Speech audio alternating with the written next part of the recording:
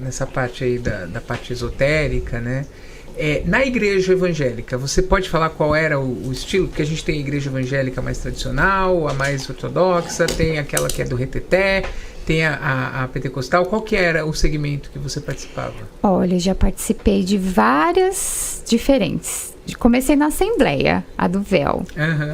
Com 7 anos. Essa aí é pesada, hein? Comecei a ir pra Assembleia, usar saia. Depende da Assembleia. Mas era congregação, isso. Congregação. Quando você vê o véu, cara, você pode ter certeza que ali o papo vai ser... Sabe aquelas igrejinhas pequenas? Igrejinha pequena, tal. Tá. E depois que eu fui pra Universal, minha mãe começou a frequentar a Universal. E aí eu acompanhei minha mãe. Fiquei um bom tempo, fui batizada na Universal. Entendi. Com 14 anos. Por que eu tô te fazendo essa pergunta? Porque eu quero chegar no poder do Espírito Santo. Sim. Se você recebia o poder do Espírito Santo, se tinha algum tipo de sensação diferente, se você tinha sonhos premonitórios. Falava em línguas ali, né? Falava em línguas, glossolalia, chama. Nunca cheguei a falar em línguas, mas eu senti uma vibração muito boa. Muito boa, de você vibrar e querer cantar alto e chorar muito e querer glórias. Nossa, eu senti, mas não era tão intenso quanto hoje você tem esse contato. Não. Mas é mais ou menos a mesma característica, só que com uma potência menor. Sim, de maneiras diferentes. Sim. Eu percebi. Legal. Dependendo dos lugares. Legal. Depois eu fiquei um bom tempo numa outra igreja que eu me identifiquei muito, que era uma igreja mais pentecostal, com banda, igreja grande. E fazia muito sentido as coisas que o bispo e o pastor falavam e tal. Então eu fui me identificando até certo ponto, mas chegou uma época que já estava me incomodando. Sim. A forma que era pregado aquilo. Porque enquanto as coisas estavam muito ruins na minha vida, eu tinha aquele sermão, era um tapa na minha cara. E aí eu falava, foi pra mim. Deus falou comigo aqui. Só que aí quando eu começava a evoluir e andar, e as coisas já começavam a ser de uma forma legal, eu ia pra igreja e vinha aquele sermão que não era pra mim. Eu ficava mais carregada do que... Aí não... Fui me afastando. Não foi mais tendo conexão, não foi mais fazendo sentido. Sim. O que de dentro da igreja evangélica, ou dentro do cristianismo evangélico, ou até mesmo também do católico, que você disse que chegou também aí, né? Uhum. O que de lá você hoje extirpou da sua vida mesmo? Os conceitos bíblicos. Quais? A Bíblia é difícil. Eu não me identifico. Acho que a forma que eles interpretam... Não, tipo, para você ser cristão, para você ser católico, você tem que seguir os princípios bíblicos. Eu não consigo seguir aquilo que tá ali. Não faz sentido para mim. Acho que tá muito além daquilo.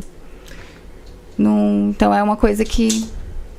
Mas uma coisa que eu trouxe para mim, gosto muito dos louvores, das músicas, a fé. Eu sou cristão, tenho opinião quase bem parecida com a tua.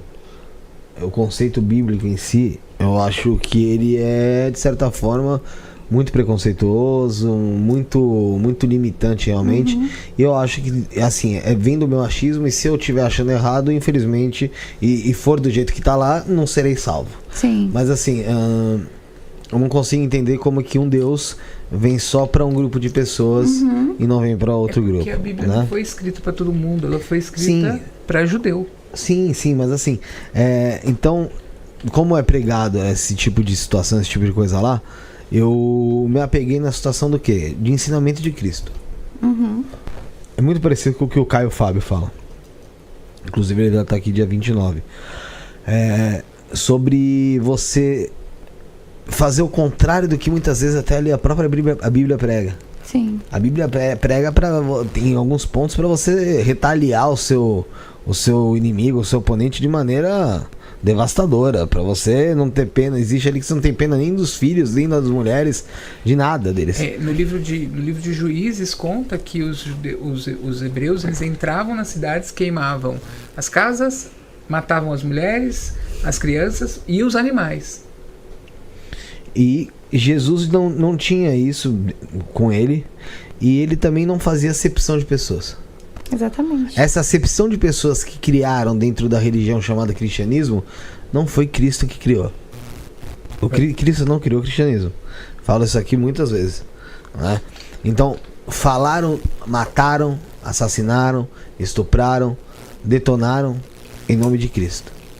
O Renato Ida falou uma coisa legal, né? De acordo com o que você lê a Bíblia, conforme você interpreta, você encontra ressalvas para você matar o próprio filho. Aquilo, cara, eu achei pesado, cara. Lá em... Já imagina você ler a Bíblia e encontrar uma justificativa para tu matar o teu próprio filho. Eu acho que Deus não é isso. Não. Mas ele falou aqui no ao vivo, inclusive com a gente, ele fez, cara... Tem umas passagens amedrontadoras. Por exemplo, quando Ló está em Sodoma e Gomorra e chegam os anjos para visitá-lo, a cidade inteira quer fazer sexo com os anjos, porque eles são homens muito bonitos e tal. Ló fala, não, nos anjos vocês não tocam, toma minha filha aqui, ó. Real. É nesse nível. E era um fator comum. Na época, na cultura, era aceitável esse tipo de conduta, né? O difícil é você querer fazer que isso seja normalizado até hoje. O difícil não. Hoje nós temos um movimento reacionário dentro de várias instituições religiosas e não religiosas que estão promovendo esse tipo de pensamento. Esse pensamento de cerceamento, né? Das liberdades. Isso é algo que está acontecendo hoje em dia. Enfim, e, né, como eu perguntei o que você extirpou, fazendo a outra pergunta, o que você aproveita até hoje da igreja? Tirando, você falou hinos, louvores e tal, que tem coisas que você gosta, porque realmente são muito bonitos. Mas se tem alguma coisa de dentro da igreja que até hoje você segue? Não tem muita coisa não, pra falar a verdade, a não ser as músicas mesmo. Só as músicas, você Só ficou as com as músicas. músicas. Só. Porque eu comecei a ver os exemplos das pessoas, né? E depois que eu conheci a outro lado, a outra história, os outros caminhos, eu meio que fiquei muito contraditória nessa questão da igreja evangélica. A forma... Nossa, o preconceito que eu sofri vindo das pessoas que têm essa religião, que têm esse caminho, a forma que eles me enxergam, a forma que eles me recebem. Não vou dizer todos, mas a grande maioria...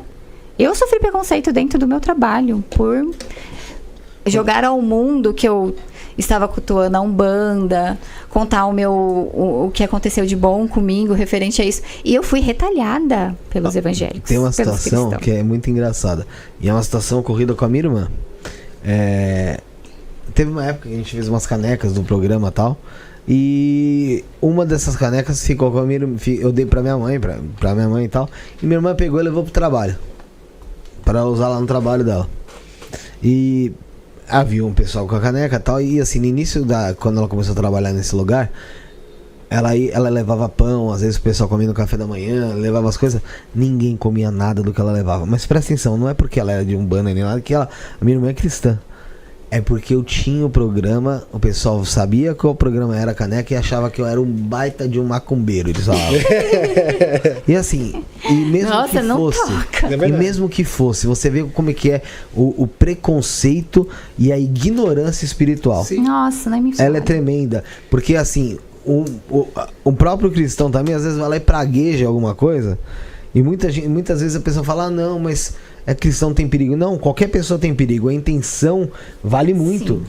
O ódio na fala ali é verdade. Quer ver uma coisa? No dia das crianças, sua mãe deixava você pegar doce? Deixava. Deixava? Ela deixava. Não. A minha também não. Era coisa de Cosme. A minha ela fez uma lavagem cerebral tão grande, cara, que, velho, podia estar com Ferreiro Rocher. O pessoal tá entregando Ferreiro Rocher. Eu não pegava, mas eu só. Não pegava. Eu adorava. Não pegava. Eu adorava. Minha mãe não deixava. É verdade. Mas eu recebi um pastor aqui, ele falou, cara, no ao vivo, inclusive, também, que a religião é o que mais mata, cara. É o que mas o que mais mata. As maiores atrocidades no mundo são os religiosos, é verdade, cara. São os religiosos.